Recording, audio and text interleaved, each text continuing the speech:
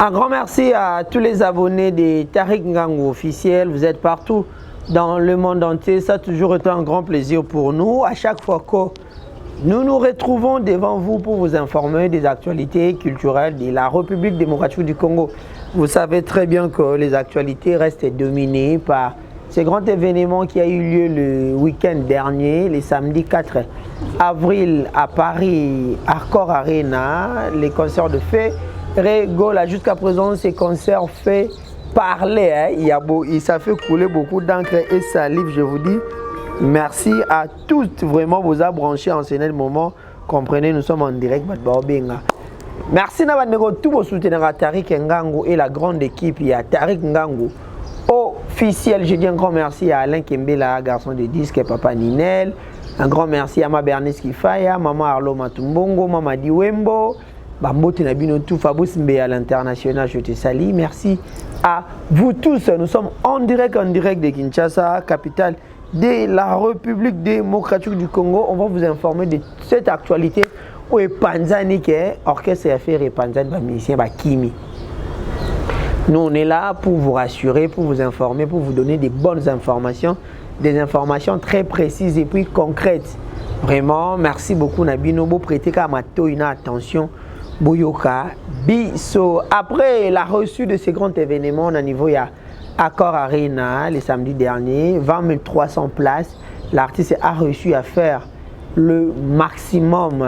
Il est le tout premier artiste congolais à avoir livré le concert dans Accor Arena avec cette capacité maximale. Vraiment félicitations à l'artiste parce que l'artiste a bien chanté, l'artiste a bien dansé, tout était au rendez-vous. Tout est arrivé au rendez-vous, tout était bien passé, il a bien chanté, il a bien dansé, le public était au rendez-vous, spectacle puis Kitoko, tout va s'épeli. Des détracteurs y a fait, ils ne sont là que pour donner témoignage à Mabé par rapport à concert. Au bout on a circulé matin, midi, soir sur le réseau, Mabé. Pendant que Mabé a fait sa route, l'artiste hier a visité la salle Cooper Box Arena à niveau à Londres. Tout était bien passé et puis rendez-vous les 10 à Lubumbashi pour le compte à festival à Mani, l'un des plus grands festivals qui existe au monde. Ferregola et les têtes d'affiche. Il y a festival Oana et puis le 16 mai, l'artiste à niveau il y a Afrique du Sud. Après le 11 juillet, l'artiste sera à niveau il y a Cooper Box Arena. Déjà acheté les billets, la billetterie déjà est Fongwamaki. Bosalaka nde bosalaka tosala obamba okanisate nde Ferregola lobara. Vraiment félicitations au groupe Mumbai Ferregola. Au moment où nous sommes en train de parler, il y a des informations qui circulent sur le réseau que l'orchestre a fait Panzani musicien nyonso Kimi na poto. Il y a journaliste Oyo Bazara contre-ferré les détracteurs belé bazoloba. Mutamta cette information en dengenaye. Nganaye en fin de mettre Kimia et pas Gaulois, vous à la panique, vous à Kimia. L'orchestre tout est à Kimia. Le groupe a été rentré hier à Kinshasa. Il y a eu la première délégation qui est rentrée hier. La délégation était composée de Adji Solo, Nicolas Ouagadougou, les drummers, Mao, Igor Lubasa, Grace Baz. Et puis il y a la deuxième délégation, il y a Lilo, ils ont composé de Mati de Gaulle, Chawal, Emma Yaki la délégation hier. Mati de Gaulle, Chawal, Alliance, Virginie Manganga également, Bango Baozonga Lilo. Mais selon les informations, je ne peux pas vous confirmer parce que ce n'est pas encore une information qui est confirmée par l'administration de Jet Set. Il y a Charlie Solo et Ferrari qui sont portés disparus. Jusqu'à présent, ça la Cinté, Charlie Solo a un groupe à bateau fait bazon hier. Malheureusement, a effectué qui voyageait, il y a un suscité polémique Yamaka sur sa fuite, voilà, sur sa probable fuite.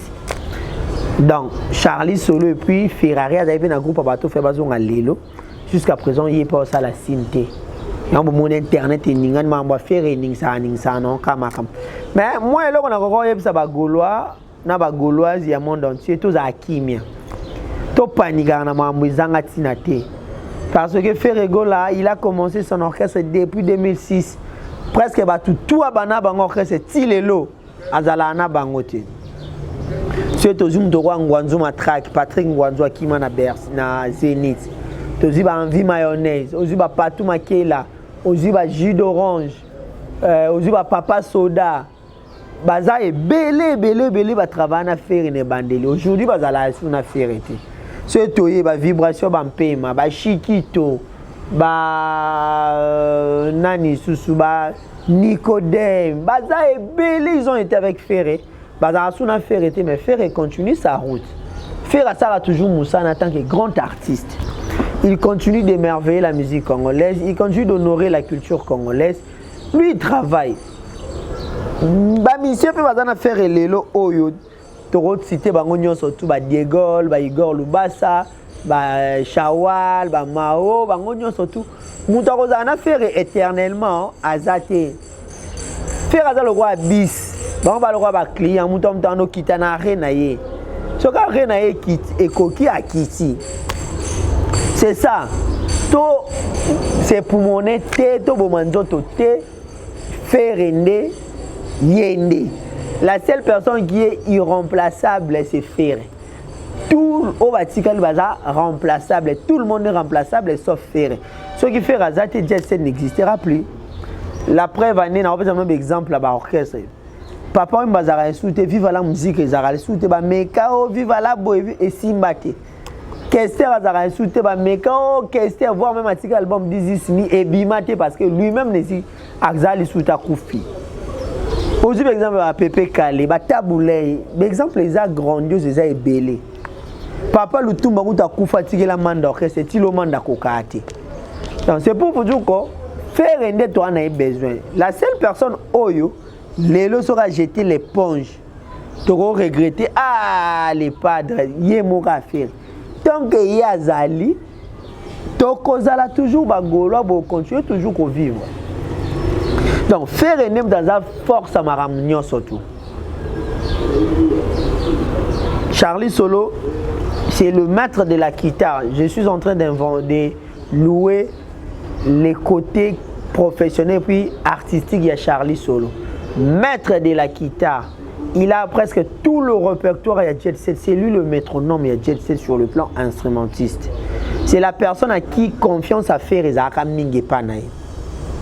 Aujourd'hui, on n'a pas compris. Charlie Solo a pris la fuite entre guillemets et puis il a donné des raisons. Il paraît que on a pour ma santé, il faut traiter.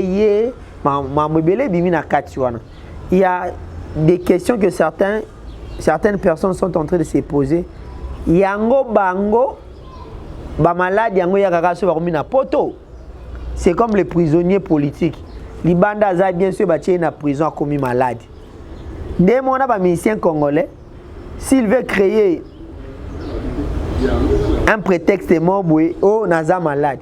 Malade on a poto mba moko aux assurances maladie ba on traiter non. Pour nanga alibi wana la raison là ça ne tient pas la route. Charlie Solo devrait peut-être chercher un autre moyen sur la vie tala boy. Charlie Solo, entre guillemets, il le plie.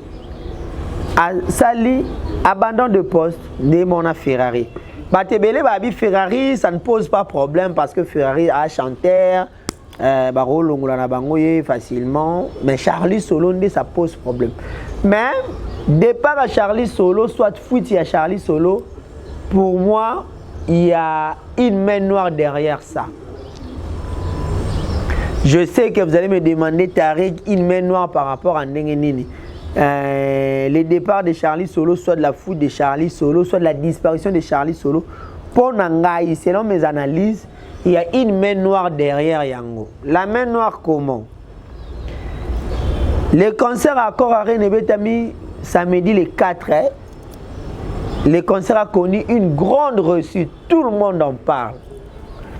Dans les réseaux, dans la radio, dans la télévision, tout le monde en parle de cet événement. Il y a eu des félicitations outils de part et d'autre. Les musiciens, les politiciens, les warriors, les spirituels, les féliciter à sortir tout.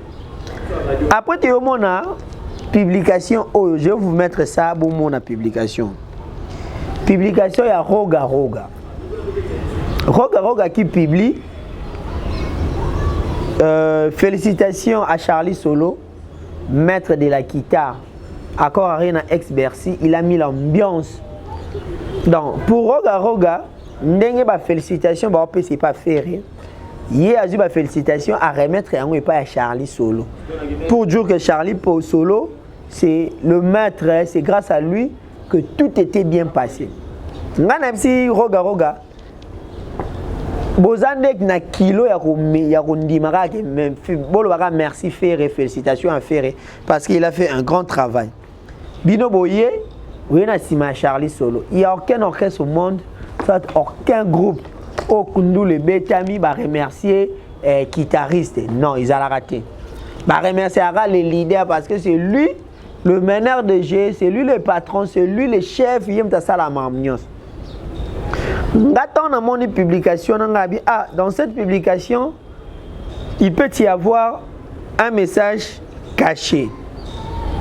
Soit il y a une insinuation sur le message. Il y a Angus sous roche derrière ce poste. Je me disais ça antérieurement. Et puis quand nous avons appris qu'il y a eu des fuites, probablement, il paraît qu'il y a eu des fuites, Charlie Solo et Ferrari, je me suis directement référé à la publication, il y a, comment il s'appelle, Roga Roga. Pour Nangaï, selon analyse Nanga Tarik, ba détracteur ya Ferré, bazara Nanzala, il y a détruit Ferré. Comment je dis bazara Nanzala détruit Ferré? Ils ont essayé de ba visa ba reçu. Ba mekio tokoyate. Ba billet tout li ba moni yeux chèque. Ba tu ba ye plein collègues ba concert to betama na Bercy. Ba luki ba mécanisme nyon surtout simbité. Ba tali concert betami ki toko mamno so ki toko. Maintenant ils ont voulu voir Nanyaza parmi les acteurs principaux, les protagonistes principaux ya Marambo Oyo. Nanya Rosala, ils ont remarqué que non Charlie comment de cueillir la Charlie Solo a parmi métronome et orchestre. Maintenant, qu'est-ce qu'il faut faire? Pour te déstabiliser, on doit également passer par Batounae au Bachaka et Poa. Parmi Bachaka Poa, ils ont ciblé Charlie Solo au Ngatamson revient à maillot faible. Parce que Marc Rosakuta n'a tentation à sortir tout assez daté. Charlie Solo va trouver un maillon faible. Bah, détracteur wana, ils ont voulu le dépouiller dans mon bois ferré. Ils ont analysé dans la tarique parce que le poste y a Roga Roga, ça cache un message derrière. Maintenant, on a mon Kimi, j'ai compris vite que le message que le poste est caché, yango yo. Mais après tout, pour Nangaï, je ne vais pas entrer dans les débats. Il y a un style, il y a un finga, Ferrari, il faut chanter, il y a une voix de tête, il y a un pour Nangaï, je ne vais pas rester côté dans le débat. To peut se bonne bonne chance. Baza bandeko au ba travail qui n'a fait. Ils ont donné le meilleur des paiements des artistes. Ceux qui peuvent voyager qui grâce à ça na banque. Donc to longwana monde ya ko finga wana ya ko loba ils ont ça la bienté. Ça détruit encore l'image de l'artiste, ça ternit l'image des Gaulois. Au bakola de abisso ba Gaulois qui toza bata ma finga, bata ba insulte ainsi de suite. Vraiment, moi je me à ce que moi Kimia is à la côté wana hein bolongola moi histoire ko finga batouane ça la bienté. Ça a bienté toye ba ko vivre en communauté, en société, tous na bango bien. Aujourd'hui, ils ne sont plus avec nous. Tout souhaiter bon cas bonne chance, mais les malanega que ils ont quitté les navires à un moment où il ne fallait pas quitter. Parce que déjà nous avons un problème de visa. Tu as un problème de visa, bango bazana visa, encore qui mati. Déjà ça va compliquer encore les données au niveau de l'ambassade, au niveau de Schengen vraiment. Je crois que l'artiste Ferrego doit travailler, doit faire des très très grands lobbying afin que tu réussir dossier au et longwana ko coller biso au kune misani ko kanga biso na ku ba meka ko bongisa yango tolo ba air mususu bino moko ba artiste musicien bo comme ça ba leader motema mabe bo comme ça ba leader motema mabe parce que déjà Ferré souffre beaucoup dans ma visa oyo parce que c'est un gars qui est tellement dur en esprit, il a le mental des tutans, un moral vené à géant, il y a un moment assez d'arrêter. Ba misusu mambo comme il a fait mambo a visa préparer concernant orchestre misusu au comme na poto orchestre misusu. Donc ba misusu ba ko ça ta ba prestation offert à ça la rater ba prestation digne. Oh tout le monde a battu tout va remercier ba misusu ba ko ça la honte. Mais faire le fait, et on a bien dans la morale battu tant. Déjà, Bino Moga, musicien, artiste, beaucoup comme ça, bon, mité à ma bé. Autant là, déjà, Charlie Solo, c'est l'un des pionniers orchestres. Akimi na poto. Parce que là, aujourd'hui, même si on peut faire des visas, si on peut faire pour des visas, pour Charlie Solo, na Blaise Créateur. Bon, on a estimé dans raisonnable. Pourquoi Blaise Créateur, il est conscient. Il est responsable à Kendara Azongak. Mais certaines personnes, Bangwana, Bakimi. Donc Charlie, c'est quelqu'un, on compte sur lui. Et puis il y a Igor Lubasa, l'excellent Igor, qui est toujours fidèle à Kei, à Zongi, toujours fidèle à son poste. Donc vraiment, quelque part ça dérange. Comment on a bien un visa, botikali na poto, neto benga na lingala bokimi. Vraiment il dérangeait ma casse et boye li soubo compliqué dossier artiste na Schengen tondengeni et au déranger ça la bienté. Bon, on ne peut rien faire face à cette situation. La seule personne qui est irremplaçable c'est Ferregola. Ferregola dès toutes années besoin à 100%. Bon rolonga bino nyon surtout faire Ozara faire il va recruter un autre groupe. Netomona ba ndeko mususu à l'époque Kofi Olomide Academy Kenda ba recruter batu mususu voire même Werason ba les ba faire ba Kenda les marquer salama a recruter batu mususu kaka ndenge zalaka. Donc Ferregola reste l'unique indispensable. Il y a groupe na Emo Jet Set. Le reste vous êtes dispensable. Tu peux être ou ne pas être bon remplacé. Riser le hasard raté ba vocal ne ba yembango. Yemo l'artiste aloba miso ko longwa molongwa na ba rumba na ngate olongwa na banzemo na ngate. C'est lui-même qui l'a dit ça. Donc pour dire que Ferré reste l'unique le seul oyo ba gola ba ni besoin. Les Gaulois portent le nom de Ferré Gola. Gola et puis si ba Gaulois. C'est ça. Donc Gola et puis ça ba Ferraroite et puis ça ba Charliente. Gaulois et puis si ba Gaulois. Donc focus sur l'artiste et tout savourer victoire na biso oyo. Il a reçu il a accord arena o ebeli si batumi tout. Na bato ba fingaka faire lobby loba mo kumisa faire. To moni petwa na Fabrice Telecom. Atenze mbona kende kimbangu mbangu na yebaki te. Il va ta bato kende pe na mbangu mbangu yebaki te lelo sika bo kendo orchestre mitraille bo suka wapi. To moni ba petit na biso ba bev tantine bev. Ils ont été le premier à critiquer Ferré. Concert Jimélé, concert il a été Lélo, ils sont le premier à donner des félicitations. Car moi, au moment où document a maniqué, naba oza mabele mineno nani Alexis Wechi, car on est au fin parce que baza mité moment bé baza ba rationnalité.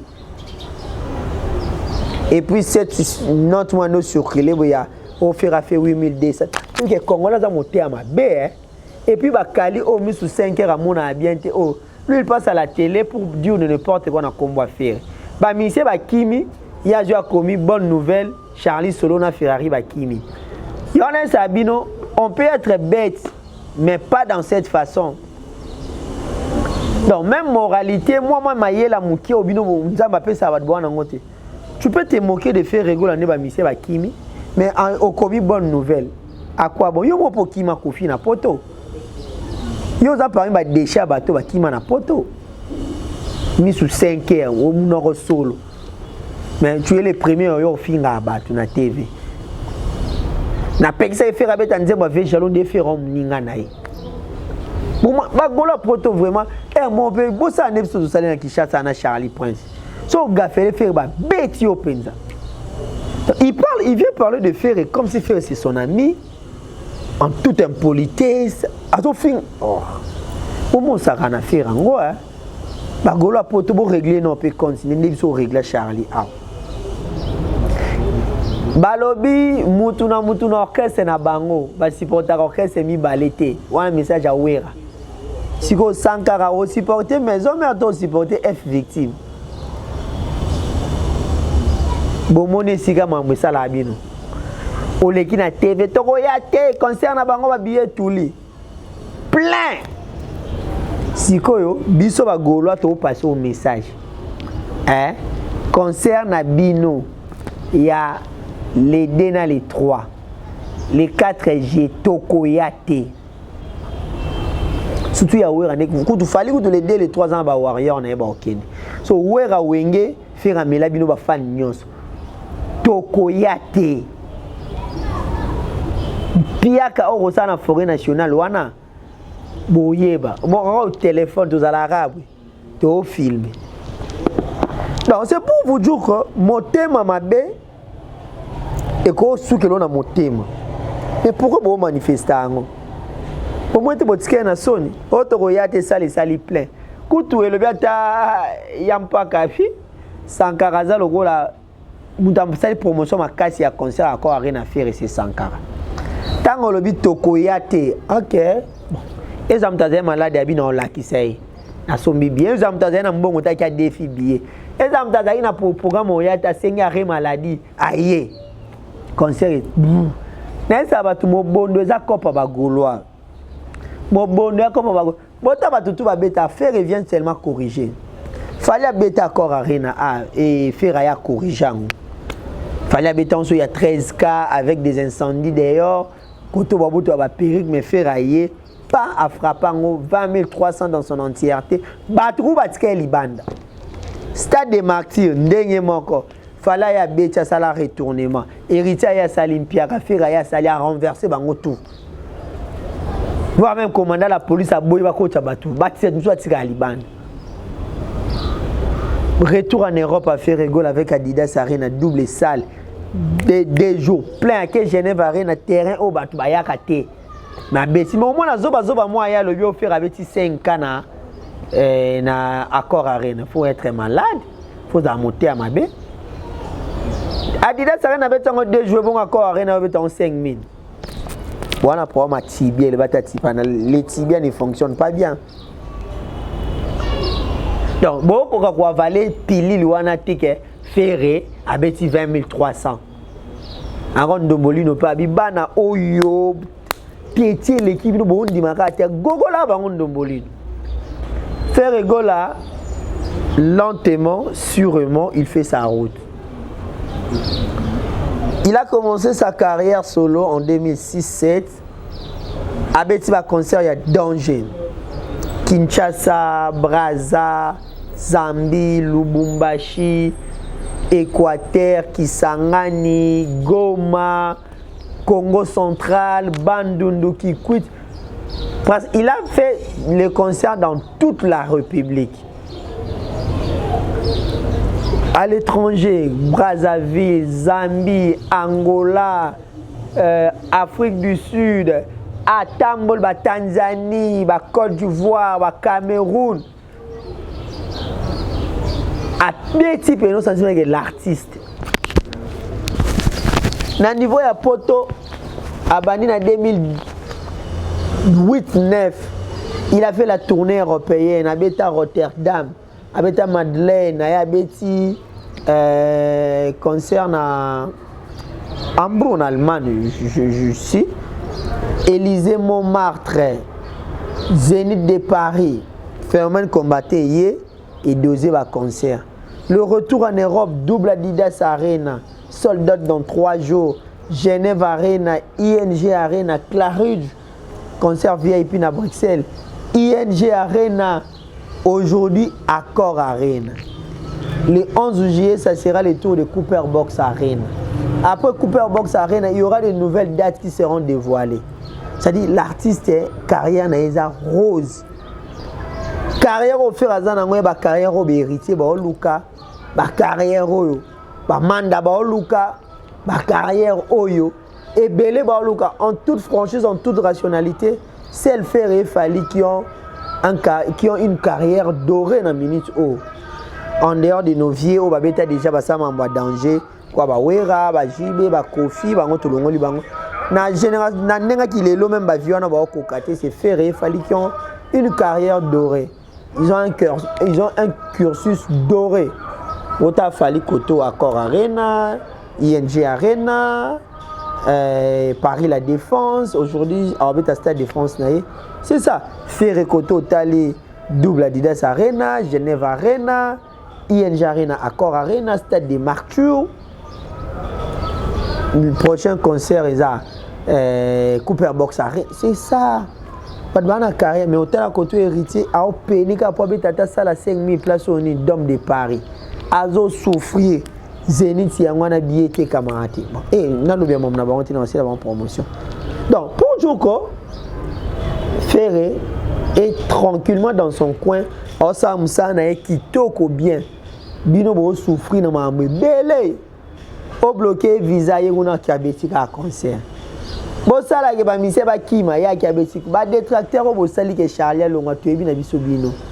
To ya va comment nous prochainement.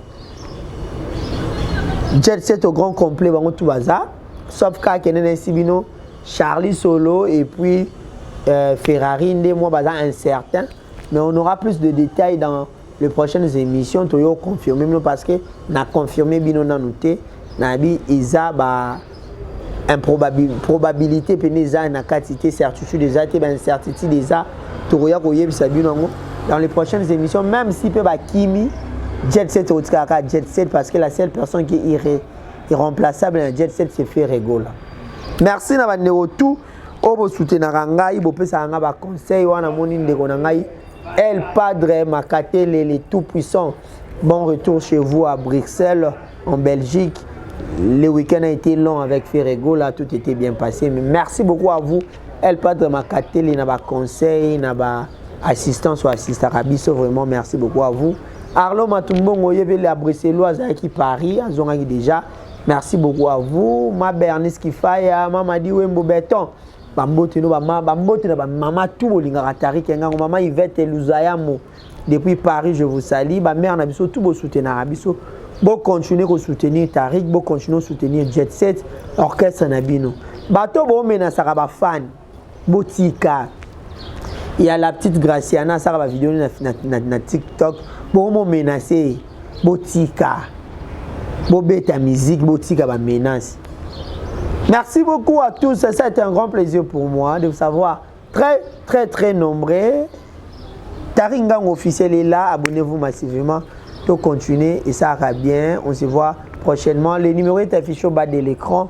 Tout sur la carrière. Merci beaucoup.